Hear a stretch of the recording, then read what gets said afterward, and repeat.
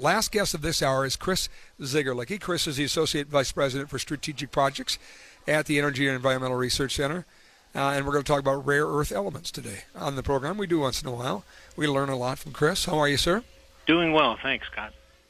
Thank you for the time today. There's a $1.5 million research project on rare earth elements that's going on right now. Energy and Environmental Research Center partnering up with lots of other folks on this one. Is that right? That's correct. $1.5 million from the Department of Energy out of an office in Pittsburgh called the National Energy Technology Laboratory.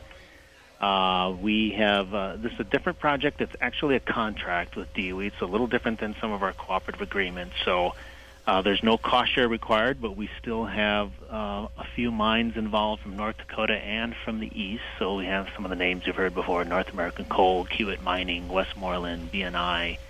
And then a couple of mines from out in eastern coal basins, Alliance and Blasiat Coal. But then the team consists of the EERC. We're part of UND, of course, and then we got the UND Institute for Energy Studies involved, the University of Kentucky, and we can't forget our great North Dakota Geological Survey, who's been doing a lot of work for over 50 years in rare earth elements in North Dakota. So a lot of people involved. What do we use these rare earth elements for? Rare earths.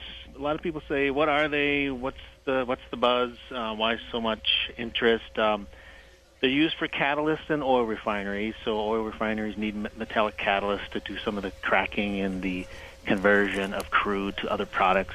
They're used in a lot of, I just say, weird magnets that are ton stronger than the magnets you pulled out of your dad's, transistor radio, and those go into wind turbine generators, electronics, computer components. They're used in flat screens, like you see in your TVs, spacecraft, satellites, fighter jet engines, missile guidance systems. So you're hearing kind of the defense component that's of a strategic value to the U.S., and just a lot of other things in instruments, medical instruments, fuel cells. They're rare only in the sense that they're finely distributed. So they're in the Earth's crust all over the place, but they're so finely distributed you got to go through a lot of material to get to them. So finely distributed meaning sort of a needle in a haystack kind of deal. Yeah, exactly. For example, our coals.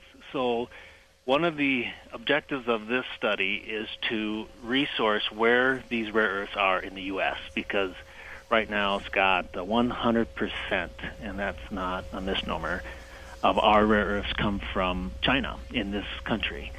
And some of the administration's focus on China has been aimed at rare earth elements, most likely, because we'd like to see them generated here. Where our coals, all of our coals have some level of rare earths within them, but they're finely distributed, so you have to concentrate them somehow. So they're in the organic matrix of our low-rank coals, for example, out here in western North Dakota. That's one of the objectives of our study is to look into that a little more.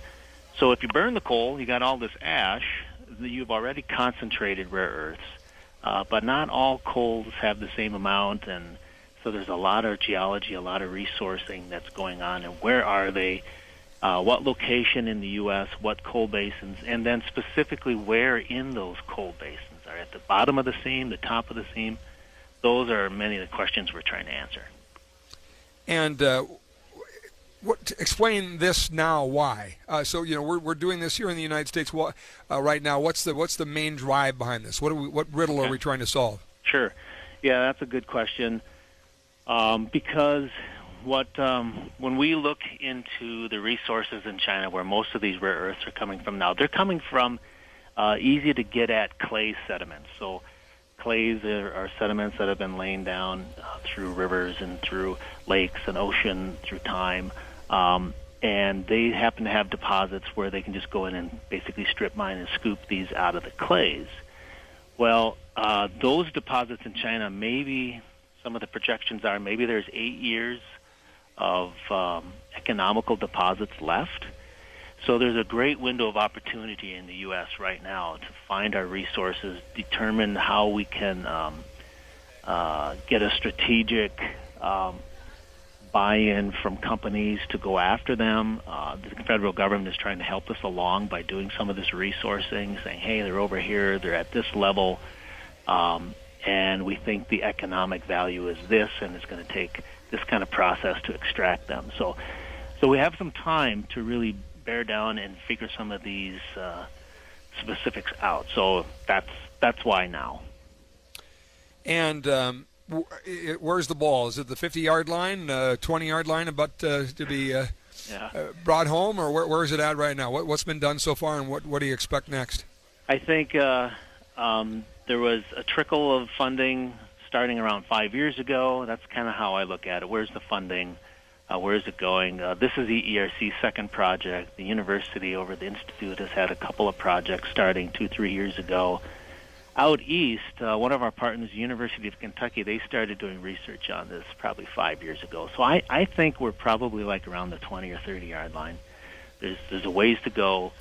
That's why research is so important right now, to get it to the point of some pre-commercial type ideas for how we would mine and process. But we're still doing laboratory work. We're doing pilot scale work. We're gathering a few pounds to maybe a half a ton or two and doing those kind of tests. We're not to the point of tens or hundreds of tons of type of pilot scale activity and extraction and recovery. Last quick question, just a few seconds for your answer, but rough idea of what kind of value is out there. You look at the Bakken and what we first thought was there, now what is there? Wow, sure. Right? Blow your mind. What do you see with rare earth elements? It's definitely a value-added product. So you can burn the coal, get the energy, extract the rare earth elements out of the fly ash. You could see dollars on a ton of coal potentially, but that's something that's not quite figured out yet. But we're a ways off. Yeah. To be determined. Fascinating. To be determined. Yeah. Chris Zygarlicke on a great project that's happening in concert with a lot of folks at the Energy and Environmental Research Center at UND. Thank you. You're welcome.